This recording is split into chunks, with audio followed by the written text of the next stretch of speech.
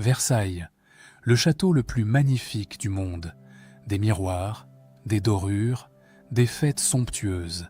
Mais derrière ces décors de rêve, il y avait une réalité que personne ne raconte jamais.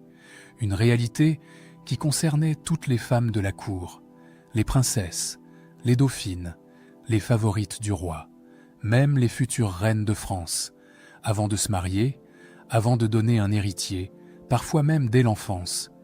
Leur corps ne leur appartenait pas.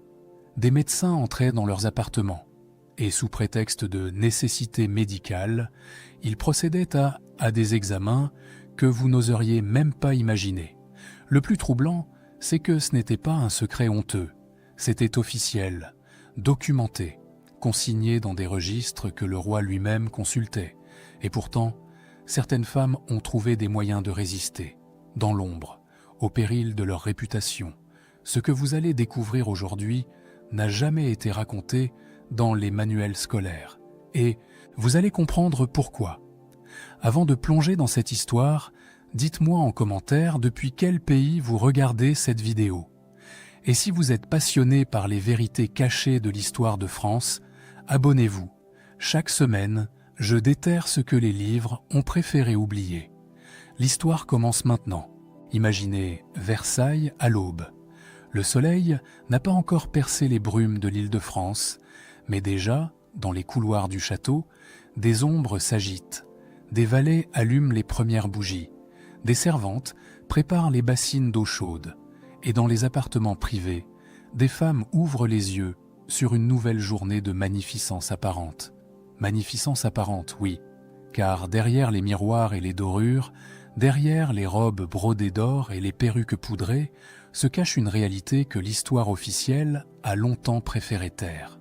Une réalité qui concerne le corps des femmes, et plus précisément ce que la monarchie française s'est autorisée à faire de ce corps, au nom de la raison d'État. Pour comprendre cette histoire, il faut d'abord comprendre une obsession, celle de Louis XIV et de ses successeurs. Une obsession qui a façonné Versailles autant que les architectes et les jardiniers. Cette obsession, c'est la continuité dynastique. Nous sommes au XVIIe siècle. La France vient de traverser des décennies de troubles. Les guerres de religion ont déchiré le royaume. La Fronde a failli renverser la monarchie.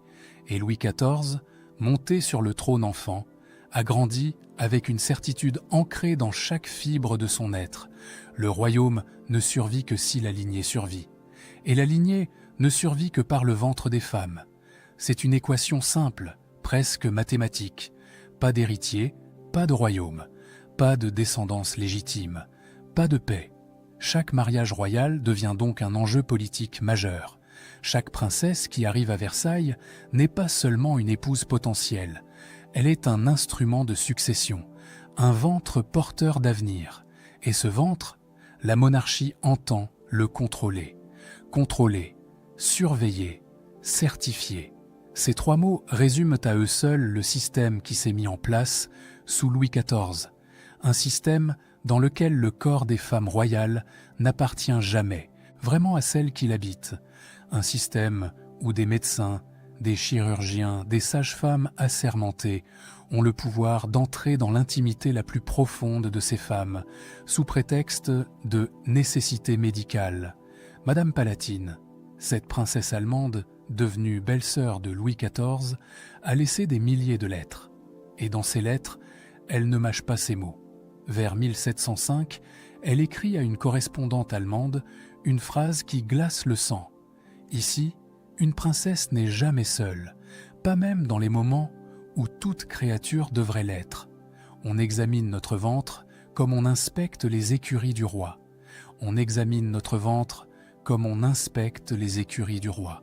Cette comparaison n'est pas une exagération rhétorique. C'est une description factuelle de ce que vivaient les femmes de Versailles. Car oui, avant chaque mariage royal, un examen avait lieu. Un examen destiné à certifier ce qu'on appelait pudiquement l'intégrité de la future épouse. En d'autres termes, sa virginité. Des médecins ou des sages-femmes, mandatés par le roi lui-même, procédaient à une inspection physique de la jeune femme. et il rédigeait ensuite un rapport officiel, consigné dans les archives, attestant que rien dans la chair de cette princesse ne compromettait la validité du mariage à venir. Vous pensez peut-être que ces pratiques concernaient uniquement les princesses étrangères, celles dont on pouvait douter de la pureté. Vous vous trompez. Ces examens touchaient toutes les femmes destinées à entrer dans la famille royale, y compris les princesses françaises, y compris des enfants. En 1696, une petite fille arrive à Versailles.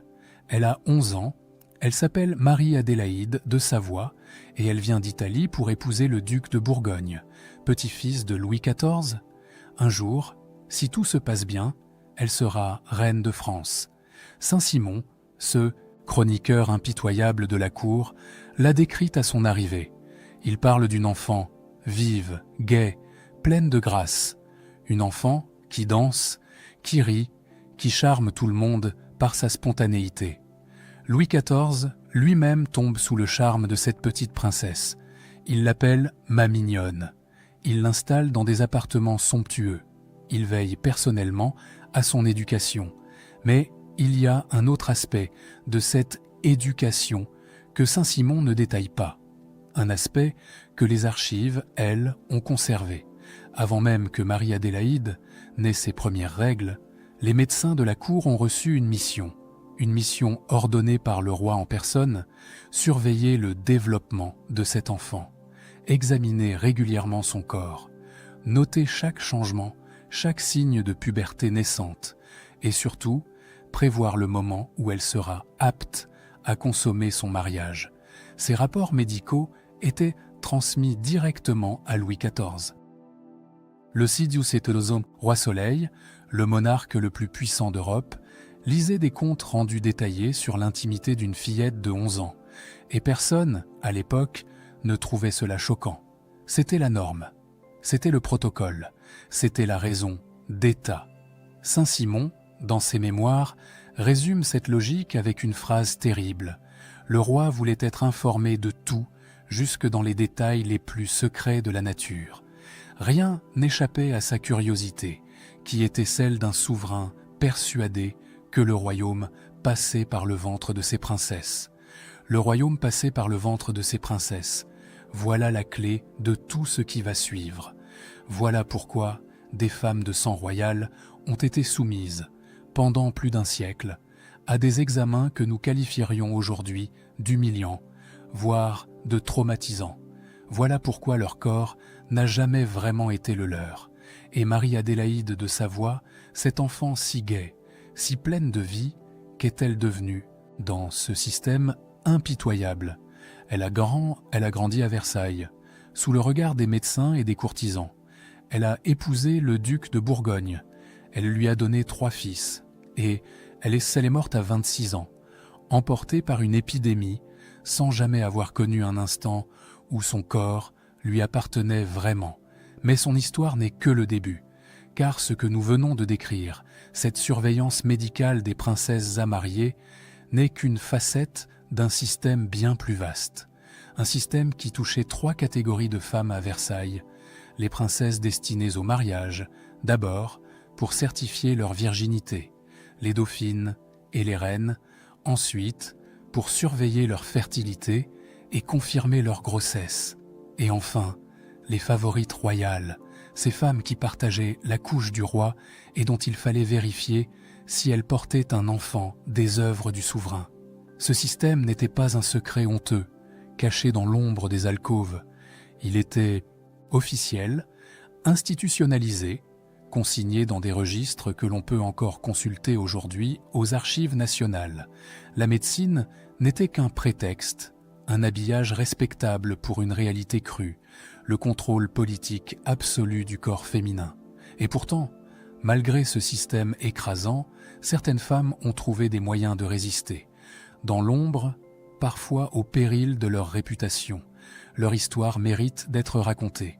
Nous sommes le 19 décembre 1778. Dans la chambre de la reine à Versailles, une jeune femme de 23 ans est allongée sur un lit. Elle s'appelle Marie-Antoinette. Et après 8 ans de mariage sans enfant, Après des années de rumeurs cruelles et de pressions insupportables, elle est enfin sur le point d'accoucher. Mais ce qui se passe dans cette chambre, en cette nuit d'hiver, dépasse tout ce que vous pourriez imaginer. La pièce est bondée, plus de 50 personnes s'y pressent. Des princes du sang, bien sûr, dont la présence est exigée par le protocole, mais aussi des courtisans, des curieux, des gens qui n'ont rien à faire là, mais qui ont réussi à se faufiler pour assister au spectacle. Car oui, c'est bien d'un spectacle qu'il s'agit. L'accouchement d'une reine de France n'est pas un moment intime. C'est un événement public, ouvert à tous ceux qui ont suffisamment de relations pour obtenir l'accès. Les fenêtres de chambre sont scellées. C'est la tradition. On pense à l'époque que l'air frais est dangereux pour une femme en couche. Alors on ferme tout, on calfeutre. Et dans cette pièce surchauffée, avec plus de 50 personnes qui respirent, qui transpirent, qui se bousculent pour mieux voir, l'air devient rapidement irrespirable. Marie-Antoinette souffre, elle pousse, elle crie, et autour d'elle, les spectateurs commentent, chuchotent, s'agitent. 2 hommes, selon les témoignages de l'époque, ont même grimpé sur des meubles pour avoir une meilleure vue sur la scène. 2 hommes, debout sur des commodes, regardant une femme accoucher comme s'ils assistaient à une représentation de théâtre. Et puis, soudain, le drame. Marie-Antoinette perd connaissance. Son visage devient livide. Elle ne respire plus. Dans la chambre, c'est la panique. Les médecins s'affolent, les courtisans reculent. Et le roi Louis XVI, ce mari timide et maladroit qu'on a si souvent moqué, fait alors quelque chose d'extraordinaire. Il se précipite vers une fenêtre et l'ouvre de force, brisant les scellés, arrachant presque les battants de leurs gonds. L'air froid de décembre s'engouffre dans la pièce. Et Marie-Antoinette, lentement, reprend conscience. Elle a survécu. Elle a donné naissance à une fille, Marie-Thérèse Charlotte. Mais ce qu'elle a vécu cette nuit-là, elle ne l'oubliera jamais. On rapporte qu'après l'événement, elle a confié à une de ses dames de compagnie une phrase terrible. « Je n'étais plus une femme ni une reine. J'étais un spectacle. » Un spectacle. Ce mot résume à lui seul la condition des femmes royales à Versailles. Leur corps n'était pas seulement surveillé et examiné. Il était exposé, exhibé, offert au regard de dizaines de témoins dans les moments les plus intimes de leur existence. Et cet accouchement public n'était pas une bizarrerie, une tradition archaïque que Louis XVI aurait pu abolir, s'il l'avait voulu. C'était une exigence politique fondamentale, car il fallait des témoins, il fallait des gens capables de certifier, sous serment si nécessaire, que l'enfant royal sortait bien du ventre de la reine, que personne n'avait substitué un bébé à un autre, que l'héritier du trône était bien l'héritier du trône. Cette paranoïa dynastique explique tout. Elle explique les examens de virginité. Elle explique la surveillance des grossesses. Elle explique l'accouchement public. Le corps de la reine appartenait au royaume, littéralement, juridiquement. Et personne, pas même elle, ne pouvait s'y opposer. Mais pour que ce système fonctionne, il fallait des exécutants. Des hommes capables de pénétrer l'intimité des femmes royales sans état d'âme apparent. Des hommes qui considéraient ce travail comme un devoir, voire comme un honneur. Ces hommes, c'étaient les médecins du roi. Le plus célèbre d'entre eux s'appelait Guy Crescent-Fagon. Pendant 30 ans, de 1693 à 1715, il a été le premier médecin de Louis XIV. Un homme brillant, sans aucun doute, un scientifique respecté, membre de l'Académie des sciences, mais aussi un homme implacable qui considérait le corps des femmes royales comme ce qu'il appelait lui-même un terrain d'observation au service de la couronne. Les archives ont conservé certains de ces rapports, et leur lecture est édifiante. Fagon notait tout, les cycles menstruels des princesses et des favorites, les signes de grossesse, même les plus précoces, les dispositions physiques, un euphémisme pour désigner la capacité supposée d'une femme à enfanter. Ces documents, rédigés dans un style clinique et détaché, étaient transmis directement au roi. Louis XIV les lisait, il les commentait, il prenait des décisions politiques en fonction de leur contenu. Dans un rapport concernant Madame de Maintenon, la dernière compagne du roi, Fagon écrit cette phrase glaçante. « La santé de cette dame intéresse l'État autant que celle de Sa Majesté.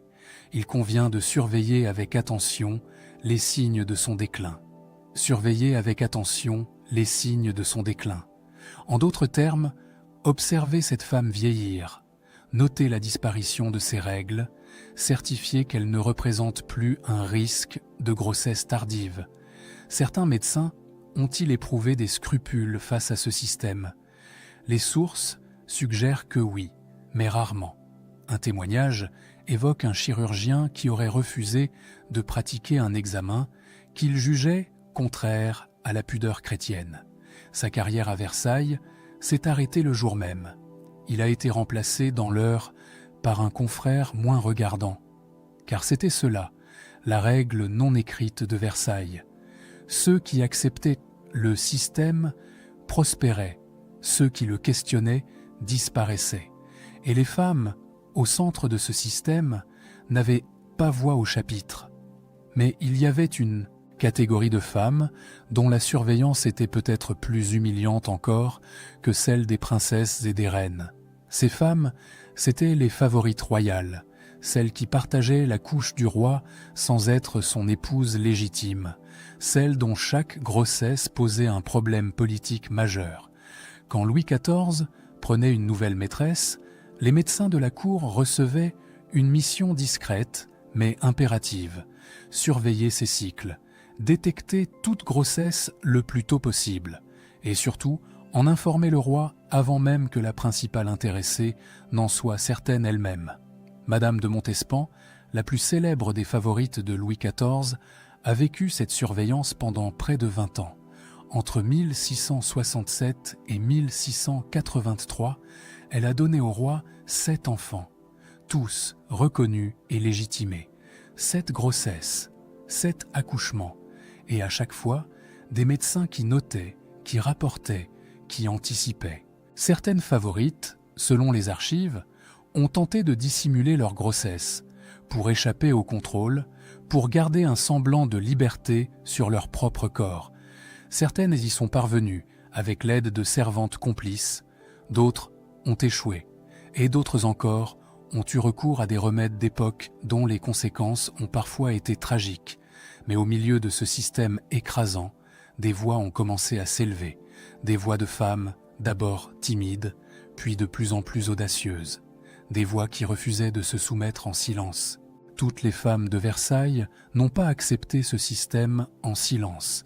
Certaines ont trouvé des moyens de résister, des moyens discrets, parfois désespérés, souvent risqués. Et parmi ces résistantes, une figure se distingue par sa franchise extraordinaire. Une femme qui a osé écrire ce que personne n'osait dire. Une femme qui a laissé derrière elle des milliers de lettres où elle décrit, sans aucun filtre, la réalité de la vie des femmes à la cour de France. Cette femme s'appelait Élisabeth Charlotte de Bavière. L'histoire la connaît sous le nom de Madame Palatine. Elle était la belle-sœur de Louis XIV, épouse de son frère Philippe d'Orléans, et elle détestait Versailles de toute son âme. Madame Palatine était une Allemande. Elle avait grandi dans le Palatinat, une région où les mœurs étaient plus simples, où les femmes jouissaient d'une liberté relative, où personne ne songeait à examiner le corps des princesses comme on inspecte du bétail. Quand elle est arrivée à Versailles en 1671, à l'âge de 19 ans, elle a découvert un monde qui l'a horrifiée. Elle a découvert les examens. Elle a découvert la surveillance. Elle a découvert cette obsession française pour le corps des femmes royales. Et elle a décidé de tout consigner par écrit. Pendant plus de 50 ans, Madame Palatine a entretenu une correspondance monumentale. Plus de 60 000 lettres adressées à sa famille en Allemagne, à des amis, à des correspondants de toute l'Europe. Et dans ces lettres, elle ne cache rien. Elle décrit les intrigues de la cour. Elle se moque des courtisans. Elle critique le roi lui-même. Et surtout, Elle raconte ce que les femmes subissent à Versailles. Dans une lettre datée de 1720, elle écrit une phrase qui résume tout son dégoût. « On m'a examinée comme une jument à la foire. J'ai dit au médecin, « Monsieur, vous cherchez ma dignité ? Vous ne la trouverez pas là où vous regardez. » Cette phrase est extraordinaire. Elle montre que Madame Palatine n'a pas subi passivement les examens imposés par le protocole. Elle a protesté, elle a fait comprendre aux médecins ce qu'elle pensait de leur pratique. Et surtout, elle a eu le courage de l'écrire, de le documenter, de laisser une trace pour la postérité. Mais Madame Palatine savait aussi que sa résistance avait des limites. Elle pouvait protester verbalement, elle pouvait se moquer dans ses lettres, mais elle ne pouvait pas refuser les examens. Pas vraiment. Car refuser, c'était défier le roi, c'était remettre en question la raison d'État, c'était risquer l'exil, la disgrâce, la perte de tout ce qui faisait sa position à la cour. Alors elle a choisi une autre forme de résistance, la parole, l'écriture, le témoignage. Elle a décidé que si elle ne pouvait pas changer le système, elle pouvait au moins le dénoncer. Et c'est grâce à elle, grâce à ses lettres, préservées dans les archives, que nous connaissons aujourd'hui la réalité de ce que vivaient les femmes de Versailles. D'autres femmes ont choisi des formes de résistance plus directes, plus dangereuses aussi. Parmi elles, une figure fascine les historiens par son audace. Elle s'appelait Marie-Louise Élisabeth d'Orléans. L'histoire la connaît sous le titre de duchesse de Berry. Elle était la petite-fille de Louis XIV et elle avait un caractère que les chroniqueurs de l'époque qualifiaient d'impossible. La duchesse de Berry refusait systématiquement certains examens. Elle renvoyait les médecins, elle claquait les portes, elle faisait des scènes qui scandalisaient la cour entière. Les témoignages de l'époque parlent d'une femme colérique, imprévisible, ingérable, mais peut-être était-elle simplement une femme qui refusait de se soumettre. Sa résistance lui a coûté cher. Elle a acquis une réputation désastreuse. On la disait libertine, débauchée, indigne de son rang. Certaines de ces accusations étaient peut-être fondées. D'autres étaient probablement des calomnies destinées à punir son insoumission. Car à Versailles, une femme qui refusait de se plier au système devenait automatiquement suspecte. Si elle protégeait son intimité avec tant de vigueur, c'est qu'elle avait forcément quelque chose à cacher. La duchesse de Berry est morte à 23 ans, en 1719. Les circonstances de sa mort restent mystérieuses. Certains ont parlé d'une grossesse cachée qui aurait mal tourné. D'autres ont évoqué une maladie foudroyante. Ce qui est certain, c'est qu'elle n'a jamais cessé de résister. Jusqu'à son dernier souffle, elle a refusé de laisser les médecins disposer de son corps comme ils l'entendaient. Ces résistances individuelles, aussi courageuses soient-elles, n'ont pas suffi à faire tomber le système. Mais au fil du XVIIIe siècle, quelque chose a commencé à changer. Lentement, imperceptiblement, des voix nouvelles se sont élevées. Des voix qui ne venaient pas de Versailles, mais des salons parisiens, des académies, des cercles philosophiques. Ces voix appartenaient aux penseurs des Lumières. Les philosophes du XVIIIe siècle ont commencé à questionner des pratiques que personne n'avait jamais remises en cause. Ils ont introduit des concepts nouveaux, la dignité naturelle de l'être humain, les droits inaliénables de la personne, et parmi ces droits, celui de disposer de son propre corps. Dans l'encyclopédie, cette œuvre monumentale, dirigée par Diderot et d'Alembert, on trouve un article consacré à la pudeur. Et cet article contient une phrase révolutionnaire pour l'époque. La pudeur est un sentiment naturel qui appartient à chaque être humain, quel que soit son rang. Nul pouvoir, fût-il royal, ne devrait la violer sous prétexte de nécessité. Nul pouvoir, fût-il royal. Ces mots étaient une bombe. Ils affirmaient que même le roi de France n'avait pas le droit de violer l'intimité de ses sujets. Ils posaient les bases d'une conception nouvelle du corps humain, un corps qui n'appartient pas à l'État, un corps qui n'appartient pas au souverain, un corps qui appartient à la personne qui l'habite. Mais à Versailles, Ces idées nouvelles peinaient à pénétrer. Le système était trop ancien, trop enraciné, trop lié aux enjeux dynastiques qui obsédaient la monarchie depuis des générations. Les examens ont continué, la surveillance a persisté, et les femmes de la cour ont continué à subir ce que leur mère et leur grand-mère avaient subi avant elles. Il faudrait un événement d'une violence inouïe pour faire tomber ce système. Un événement qui emporterait Versailles et tout ce qu'il représentait. Cet événement, c'est la Révolution française. Et quand elle a éclaté, en 1789, personne n'imaginait encore jusqu'où elle irait. Personne n'imaginait que le corps de la reine, ce corps scruté et examiné pendant 20 ans, serait exposé une dernière fois, non plus pour certifier sa fertilité, mais pour justifier sa mort. 1789, l'année où tout a basculé, l'année où les certitudes de plusieurs siècles se sont effondrées en quelques mois, l'année où Versailles, ce théâtre de magnificence, où le corps des femmes était contrôlé, surveillé, exposé, a cessé d'être le centre du monde. Le 14 juillet, la Bastille tombe. En octobre, une foule de Parisiennes marche sur Versailles et ramène la famille royale à Paris. Le château se vide, les courtisans fuient, les médecins du roi perdent leur emploi, et Marie-Antoinette, cette femme dont le corps a été scruté pendant 20 ans, se retrouve prisonnière dans son propre royaume.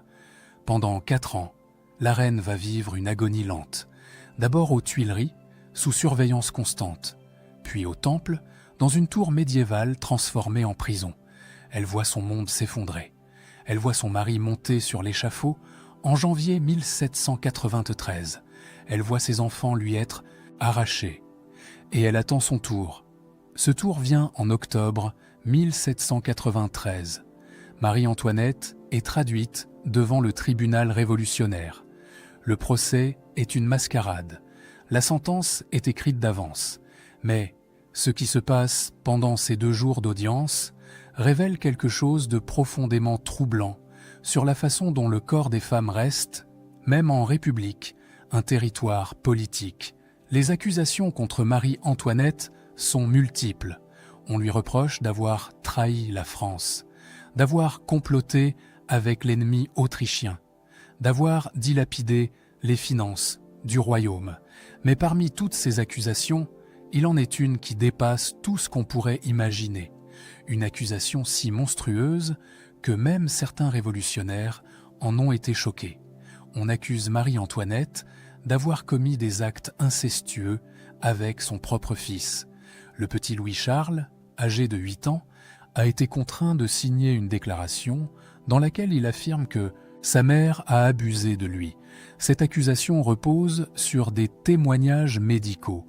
Des médecins ont examiné l'enfant et ont prétendu trouver des preuves physiques de ces abus supposés. Vous comprenez ce qui se passe ici. Le système que la monarchie avait créé, ce système d'examen intime et de rapports médicaux au service du pouvoir, la Révolution l'a retourné comme une arme. Ce qui servait autrefois à certifier la fertilité de la reine sert maintenant à justifier sa condamnation. Le corps de Marie-Antoinette, scruté toute sa vie au nom de la raison d'État, est exposé une dernière fois au nom de la raison révolutionnaire. Face à cette accusation d'inceste, Marie-Antoinette a eu une réaction qui a marqué tous ceux qui étaient présents dans la salle. Elle s'est levée, elle s'est tournée vers le public et elle a prononcé ces mots. La nature se refuse à répondre à une pareille accusation faite à une mère. J'en appelle à toutes les mères qui sont ici. Un silence a envahi la salle. Certaines femmes dans le public ont baissé les yeux, d'autres ont murmuré. Pendant un instant, la reine déchue a retrouvé une forme de dignité. Elle a rappelé qu'elle était d'abord une mère, une femme, un être humain, et que certaines accusations étaient si monstrueuses qu'elles ne méritaient même pas de réponse. Mais ce moment de dignité n'a rien changé au verdict. Le 16 octobre 1793, Marie-Antoinette est conduite à l'échafaud. Elle a 37 ans.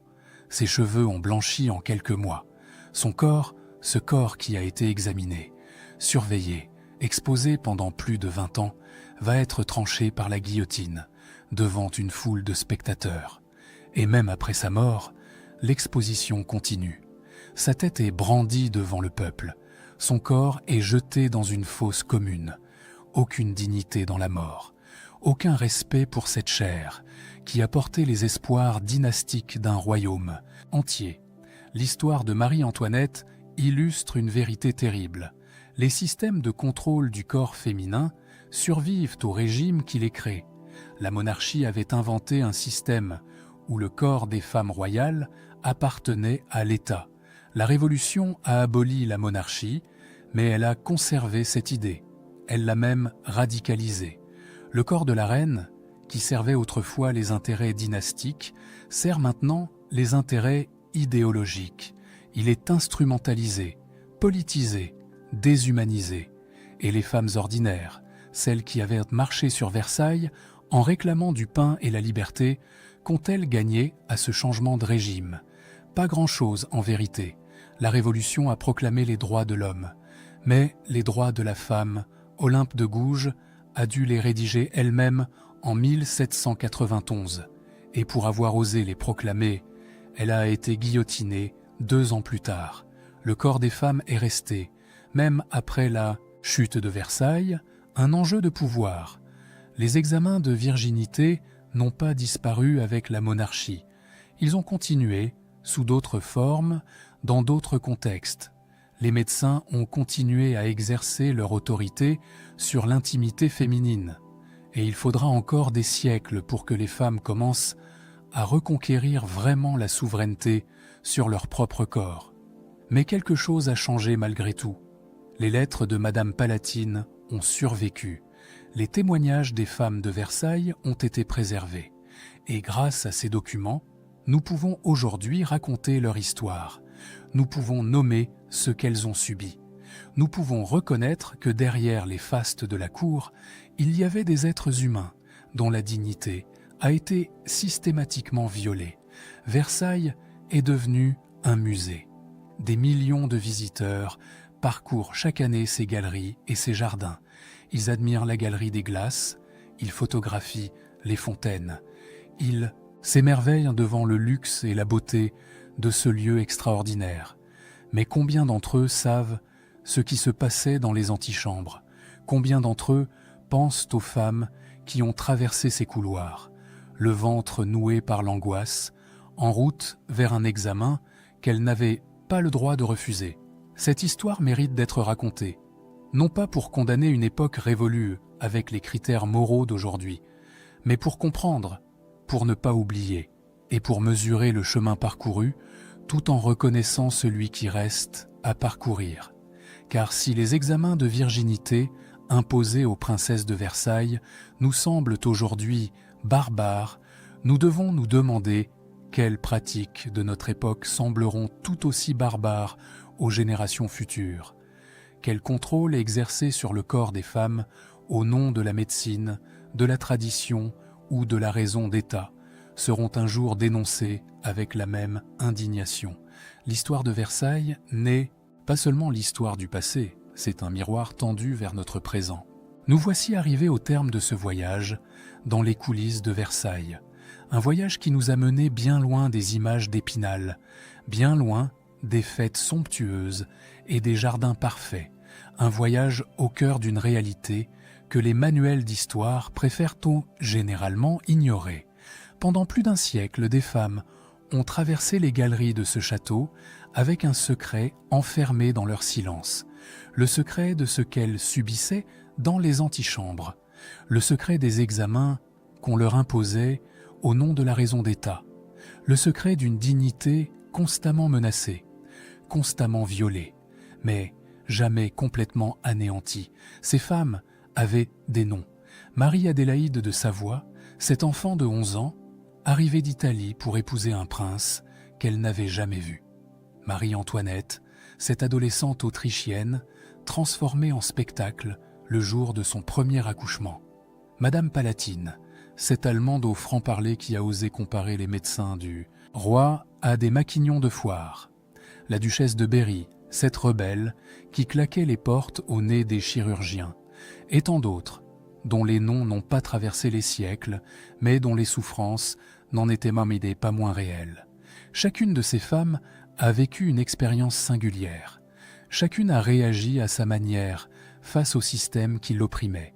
Certaines se sont soumises en silence, comprenant que la résistance était vaine. D'autres ont protesté, parfois avec des mots, parfois avec des gestes de défi. D'autres encore ont trouvé des moyens détournés de préserver une parcelle d'intimité, même infime, même précaire.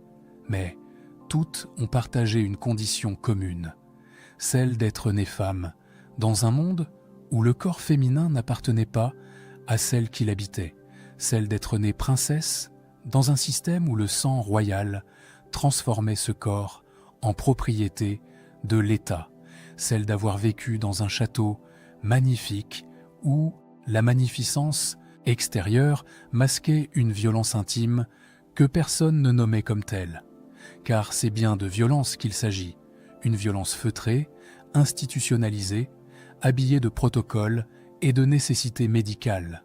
Une violence qui ne laissait pas de traces visibles sur les corps, mais qui marquait les âmes de façon indélébile. Une violence que ces femmes ont endurée parce qu'elles n'avaient pas le choix, parce que refuser était impensable, parce que le système était plus fort que n'importe quelle volonté individuelle.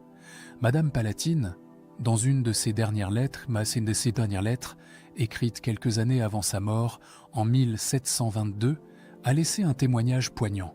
Elle écrivait à une nièce restée en Allemagne, et elle lui disait ceci: « Un jour, peut-être, quelqu'un lira mes lettres et comprendra ce que c'était que d'être femme à Versailles. Non pas une reine, non pas une princesse, mais une femme, avec tout ce que cela signifie de souffrance et de fierté. Quelqu'un lira mes lettres. » Madame Palatine avait raison. 3 siècles plus tard, ces lettres sont lues, étudiées, citées. Elles sont devenues une source historique majeure pour comprendre la vie quotidienne à la cour de Louis XIV. Et à travers elles, la voix de cette femme rebelle continue de résonner. Elle continue de dénoncer. Elle continue de témoigner. C'est peut-être cela, la vraie victoire de ces femmes. Elles n'ont pas réussi à changer le système de leur vivant. Elles n'ont pas réussi à abolir les examens, à interdire les accouchements publics, à reconquérir la souveraineté sur leur propre corps. Mais elles ont laissé des traces, des lettres, des témoignages, des mots qui ont traversé les siècles et qui nous permettent aujourd'hui de raconter leur histoire. Et raconter leur histoire, c'est leur rendre justice, c'est reconnaître ce qu'elles ont subi, c'est nommer la violence qu'elles ont endurée, c'est refuser l'oubli dans lequel l'histoire, elle, officielle, les avait enfermées. Versailles était un théâtre de magnificence, certes, mais aussi un théâtre de cruauté, un lieu où les apparences comptaient plus que tout, où le paraître écrasait l'être, où la grandeur du royaume se mesurait à sa capacité d'écraser les individus. Les femmes de ce théâtre ont joué des rôles qu'elles n'avaient pas choisis. Elles ont porté des costumes qui n'étaient pas les leurs. Elles ont récité des textes écrits par d'autres. Mais dans les coulisses, loin des regards, certaines ont trouvé le moyen de rester elles-mêmes. Que pouvons-nous apprendre de leur histoire? Peut-être d'abord une leçon d'humilité. Nous regardons le passé avec les yeux du présent et nous sommes tentés de juger sévèrement des pratiques qui nous semblent aujourd'hui inacceptables. Mais les contemporains de Louis XIV ne voyaient pas les choses comme nous. Pour eux, les examens de virginité, la surveillance médicale, les accouchements publics étaient des nécessités évidentes, des traditions respectables, des garanties indispensables pour la stabilité du royaume. Cette réflexion devrait nous interroger sur notre propre époque. Quelles pratiques acceptons-nous aujourd'hui sans les questionner? Quelles violences tolérions-nous parce qu'elles sont habillées de nécessités médicales, de traditions culturelles, de raisons d'État? Quel contrôle exerçons-nous sur le corps des femmes en pensant sincèrement agir pour leur bien. L'histoire de Versailles n'est pas seulement une histoire du passé, c'est une invitation à regarder le présent avec un œil critique, à questionner ce qui nous semble évident, à nous demander si, dans 3 siècles, nos descendants ne jugeront pas certaines de nos pratiques avec la même stupéfaction que celle que nous éprouvons face aux examens imposés aux princesses de Louis XIV. Les femmes de Versailles n'ont pas eu le choix de leur destin. Elles sont nées dans un monde qui disposait de leur corps avant même qu'elles n'aient conscience d'exister. Mais certaines d'entre elles ont choisi de témoigner, de laisser une trace, de faire entendre leur voix par-delà les siècles. Aujourd'hui, cette voix nous parvient enfin. Elle nous raconte ce que c'était que d'être femme à Versailles. Elle nous rappelle que derrière les ors et les miroirs, il y avait des êtres humains, des êtres qui souffraient, des êtres qui résistaient, des êtres qui, malgré tout, conservaient au fond d'eux-mêmes une dignité que personne ne pouvait leur arracher complètement. C'est cette dignité que nous honorons en racontant leur histoire. C'est cette dignité que nous célébrons en refusant de les oublier. Et c'est cette dignité, peut-être, qui doit nous guider dans notre propre combat. Le combat pour que jamais plus, nulle part, le corps d'une femme ne soit considéré comme une propriété de l'État. Le combat pour que la magnificence des palais ne serve plus jamais à masquer la violence des antichambres. Versailles reste debout, ses miroirs brillent toujours, ses jardins sont toujours parfaits. Mais désormais, quand vous traverserez ces galeries, vous saurez ce qui se passait derrière les portes closes. Vous saurez ce que les princesses et les reines subissaient dans le silence des appartements privés. Et peut-être, en pensant à elles, leur accorderez-vous enfin le respect et la compassion qu'elles méritaient. Leur histoire est maintenant la vôtre. Ne l'oubliez pas.